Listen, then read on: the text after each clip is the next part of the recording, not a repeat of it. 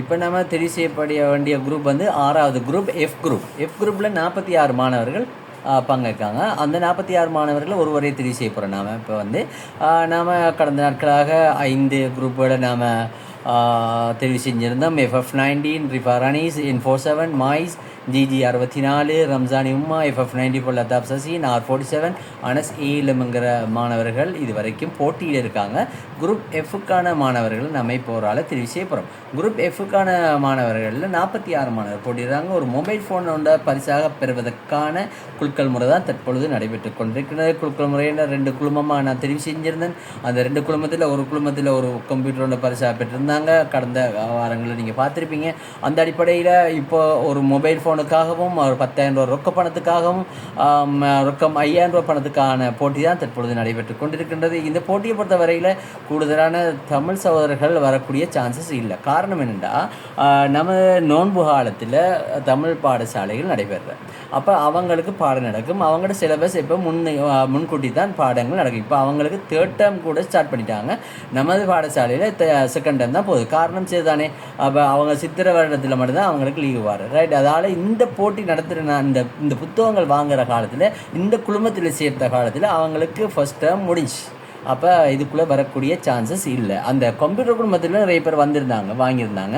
அதில் இணைஞ்சு 2 பேர் வந்திருந்தாங்க. பார்ப்போமே, இதுலேயும் சில நேரம் பிந்தியல் பாடசாலைகள் வச்சுருந்தா சில நேரம் இதில் வர சான்சஸ் இருக்குது. பார்ப்போம் யாருன்னு எனக்கு தெரியல. கோட் நம்பர் பேஸ் பண்ணி தானே நான் இதில் ஸ்பின் பண்ணுறேன். அதனால் எனக்கு யாருங்கிற பேர் தெரியாது. பார்ப்போம், என்கிட்ட எல்லா டீட்டெயிலும் இருக்குது.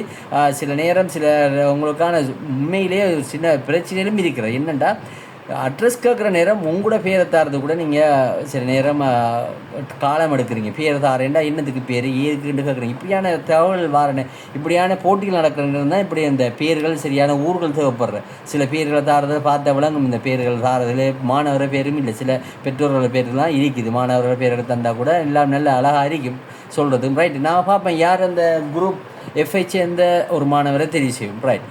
பார்ப்போம். எஃப்ஐ சேர்ந்த ஒரு மாணவரை தெரிவு செய்தோம். யாருன்னு பார்ப்போம்.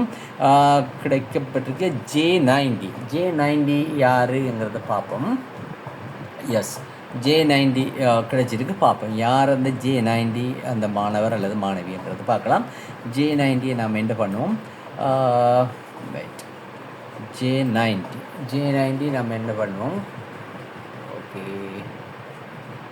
ரைட்? தெளிவாக விளங்க, ரைட்? J90 யார் அந்த மாணவர் என்று பார்ப்போம். ஆயிஷா ரிஹ்னாங்கிற ஒரு மாணவி, குரூப் எஃப்ஐ சேர்ந்த ஒரு மாணவி தெரிவு செய்யப்பட்டிருக்காங்க. 6 போட்டியாளர் இது வரைக்கும் நாம் தெரிவு செஞ்சுருக்கோம். இன்னொரு போட்டியாளர் மீதம் இருக்குது. பார்ப்போம் யார் அந்த 7வது போட்டியாளருங்கிறத பார்ப்போம்.